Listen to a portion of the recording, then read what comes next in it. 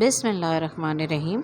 ہمارا پیارا ملک پاکستان 14 اگست 1947 کو دنیا کے نقشے پر ابھرا۔ پاکستان ایک ایسے سورج کی طرح طلوع ہوا جس کی آب و تاب نے دنیا کی آنکھیں چندھیا دیں۔ دشمنوں اور اغیار کو آج تک اس بات نے حیرت کے گہرے سمندر میں ڈبویا ہوا ہے کہ یہ ملک بن کیسے گیا اور اب تک قائم و دائم کیسے ہے۔ اسی لیے اغیار ہمہ وقت ہمارے پیارے ملک کے خلاف کوئی نہ کوئی سازش کرتے رہتے ہیں۔ اس سازش کے لیے کرداروں کی کمی نہیں، ہمارے اندر سے ہی انہیں گھر کے بھیدی مل جاتے ہیں۔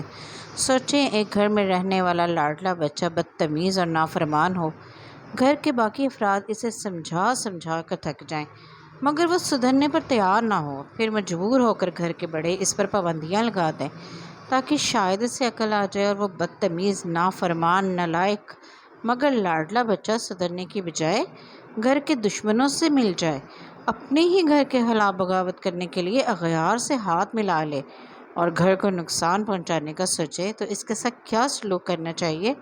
اس کا جواب آپ اپنے دل سے پوچھیں۔ ملک کے بعض معاملات ایسے ہوتے ہیں جن پر کوئی دو رائے نہیں ہوتی، نہ ہی تقسیم ہوتی ہے۔ یہ معاملات بالکل لاؤڈ اینڈ کلیئر ہوتے ہیں اور ان پر کوئی سیاسی جماعت بھی تنقید نہیں کرتی۔ جیسے پاکستان ایک اسلامی ملک ہے، ہماری پاک فوج ہماری محافظ ہے، شہداء کی تکریم ہم پر فرض ہے، ہمارے قومی اور اسلامی تہوار، ہمارے اعزازات ہمارا اثاثہ ہیں۔ ملک کے بہت سے داخلی اور خارجی مسائل جن پر سب متفق ہوتے ہیں اور کوئی اختلاف نہیں کرتا۔ ایسا ہی ایک خوبصورت دن 14 اگست کا ہے جس پر سب قوم بغیر کسی اختلاف کے متحد ہو کر خوشیاں مناتی ہے۔ ہمارے بچپن سے لے کر بڑے ہونے تک ہم نے اس دن پاکستان کا جھنڈا اپنے گھر پر لہرایا اور گھر کو پرچم کی تصویر والی جھنڈیوں سے سجایا۔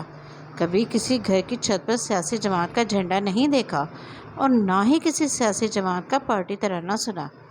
صرف ملی نغمے سنائی دیتے تھے، وہ ملی نغمے جن کی خوبصورت شاعری آج بھی کانوں میں رس گھولتی ہے۔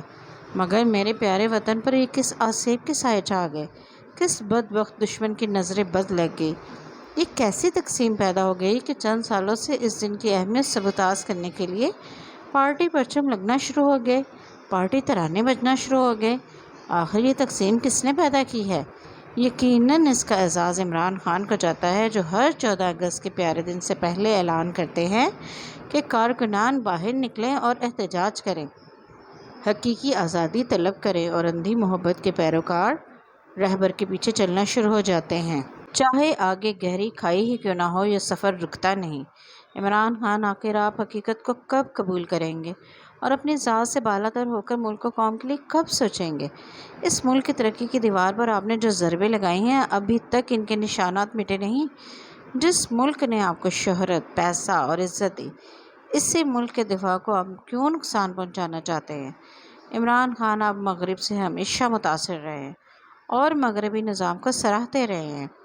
اس کا ثبوت آپ کی سابقہ بیوی اور تینوں بچے ہیں جو وہاں زندگی گزار رہے ہیں۔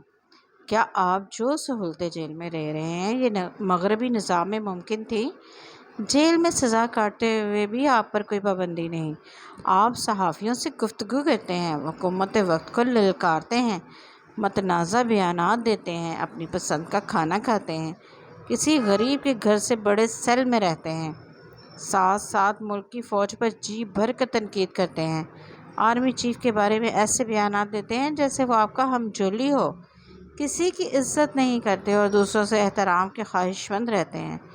شطرنج کی بساط پر جب ہارنے لگیں تو اس بساط کو الٹا نہیں دیتے بلکہ شکست کو کھلے دل سے قبول کرتے ہیں، کچھ وقت کا وقفہ لے کر تازہ دم ہو کر دوبارہ کھیل کھیلتے ہیں، محلے کی عورتوں کی طرح لڑائی گالم گلوچ نہیں کرتے۔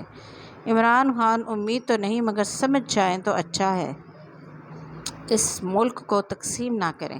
میرا جج، میرا آرمی چیف، میرے لوگ، میرے ٹائگرز، میرا صوبہ، میرا سی ایم۔